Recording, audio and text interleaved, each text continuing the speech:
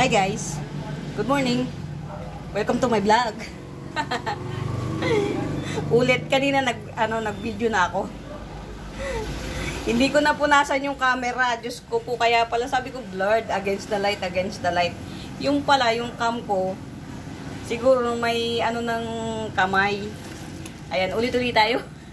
Labo kanina, grabe. Kahapon dumating yung parcel ko. Hindi ko pa siya natanim kahapon kasi very busy ako. So, ngayon ko lang i-binidyo kasi nga, medyo may time na lola nyo.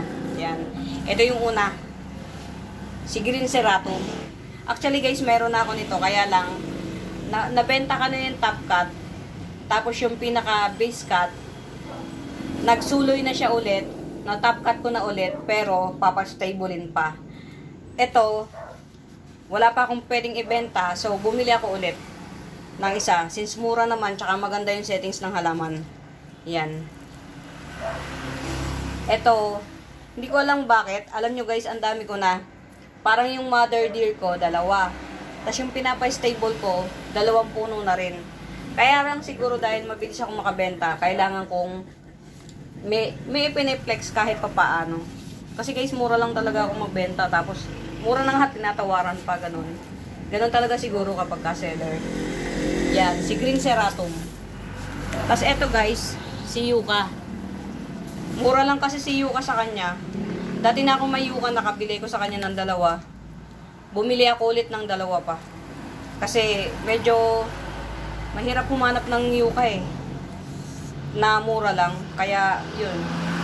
Kumuha ko. 2 puno ito guys. 2 puno. Hindi lang halata. Yan. Ito. 2 puno. Yan. Si Yucca. Tapos ito, si Japan Culti. Japan Cultivar na dalawa din to, 2 puno. Si Japan Cultivar. Yan. Medyo mura kaya lang hindi kami nagkasundo. So, napamahal pa rin. Kasi may naiwang isang plant. Dahil hindi kami nagkaintindihan ni seller. Ayan. Ito naman, rare pa to. Si Black Melaloni. Karaniwang kasing piniplex guys, si Melaloni lang. Melaloni or Green Melaloni. Ang kasi guys, ang rare na Melaloni si Black. So ito, luckily nakakuha ko sa kanya ng 2 puno na base cut, mother, as in mag-aanak siya. Base cut siya. Yan, pero matagal pa ako makakapag-release nito kasi papa-stablein ko pa to. Hihintayin ko pa siya na humiwalay yung baby ng konti. Yan. Bali 2 puno to. Hindi ko pa na-check kung ilan yung babies niya. Sabi kasi nung seller, tig 2 babies na siya. Yan. Base cut siya parehas. Base cut. Mommy, mother. Ito papri niya. Yan. Si Epi Sunburst to. Palagay ko. Yan. Papri niya si Epi Sunburst. Medyo lugi ako dito sa na to kasi may naiwang isang plant. Pero okay na, ganun talaga. Wala tayong risky talagang pag-mine ng plants kapag kasi syempre hindi mo alam kung madadala lahat ng plants mo o just like me, ilang beses na akong naiwanan ng plants. Hindi ko na mabilang kung ilan. Yan, and at the same time hindi nare-refund. Yan, hindi nare-refund. So ako as seller, hindi ko yung ginagawa. Pag nakaiwan ako ng halaman, it's my fault. I-refund ko yung nila, yung pera nila. Kasi, syempre, kasalanan mo yun naiwan mo. Yan. Yan, yun lang guys. Yun yung mga kailangan. Ito, si Epi Sunburst.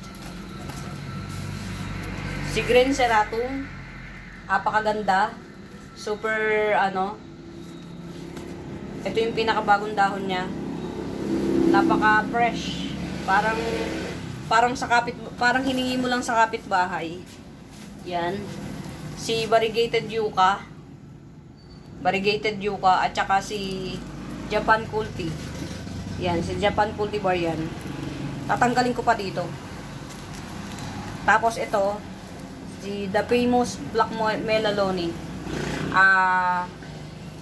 ang ano tawag dito, rare. Si Golden Melaloni kasi ano na eh, palasak na rin. Marami na rin sa market. Si Black talaga hindi masyado. Siguro ito ano, slow grower kaya ganun. Hindi pa siya masyadong kalat. O paano guys? Yun lang. Happy watching. Thank you.